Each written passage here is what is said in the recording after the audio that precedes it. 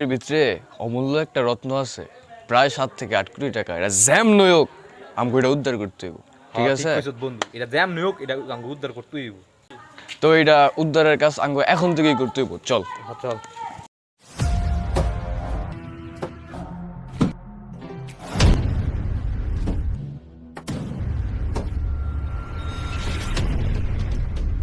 বন্ধু, এত বড় বাড়ির মধ্যে গুপ্তধনটা কিভাবে বিচার পাবো রে? জ্যাম নয়ক এটা আমাকে বার করতে হইব। ভয় পাওয়ার কিছু নাই, এটা আমরা জ্যাম নয়ক এটা আমরা খুঁজে বার করবই করব। হ বন্ধু, করতে পারলে তো বড় লোক হয়ে যাবো রে।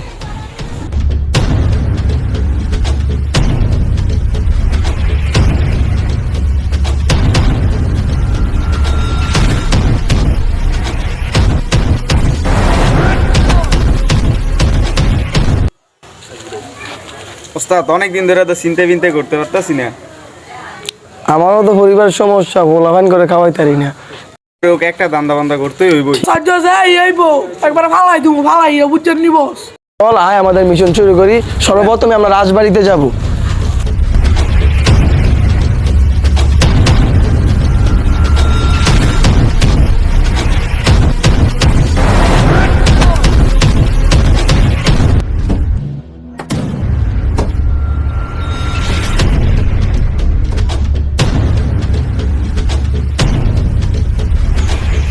বন্ধু, পাইলাছি।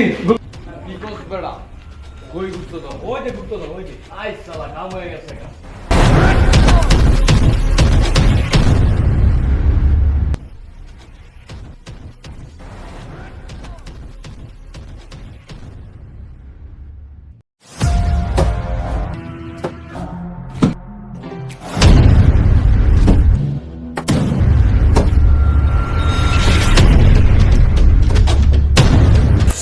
অনেক সাধনা হলো রে।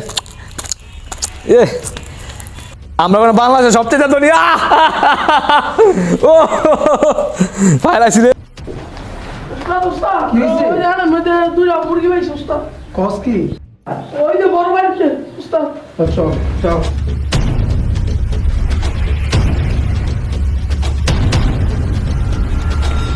আমরা মানে বাংলাদেশের সবচেয়ে ধনী। ও আঙ্কির পোলার ওরা বলে বাংলাদেশে সবচেয়ে বড় ধনী হইব। আমরা তাকে তো গুপ্ত নিতে পারবি ওই 10 খেলা করে।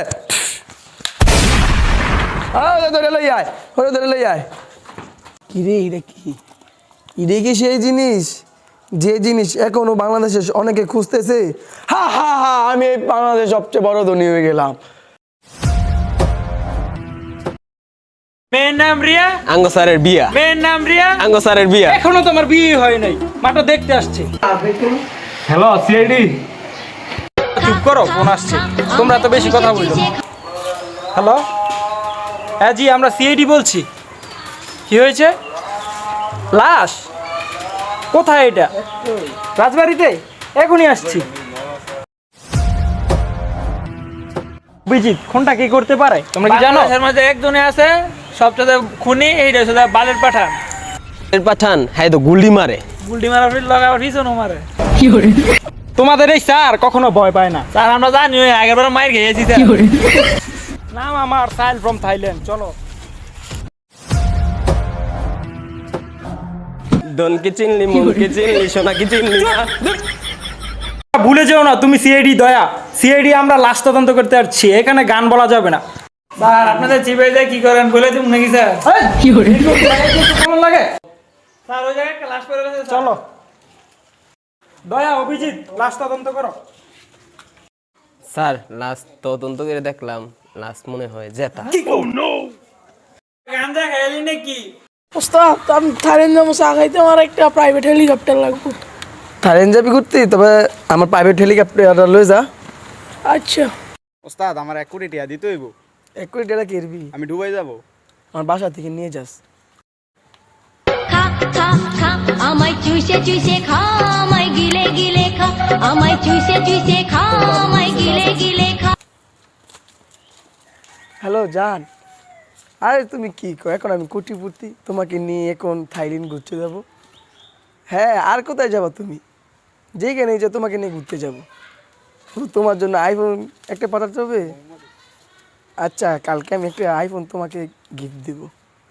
আরে না, একটা কিস করো।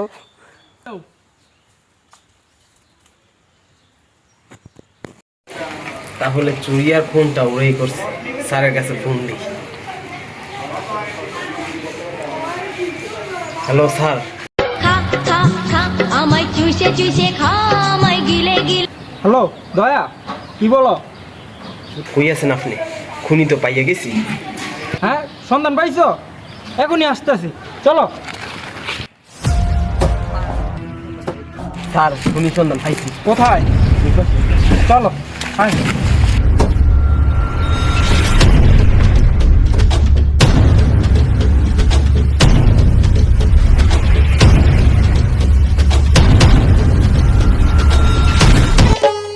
ধনকে দেখলু তুই ননিস না, মনকে চিনলু না, সোনাকে চিনলু বানাকে চিনলু।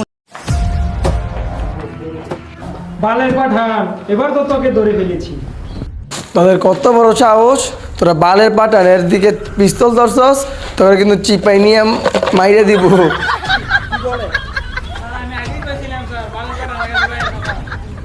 তোরা কি একটু মদ খাবি?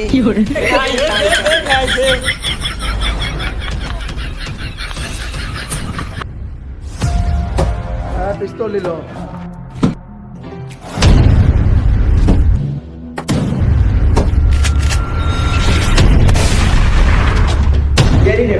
কোথায় গেল? হ্যাঁ,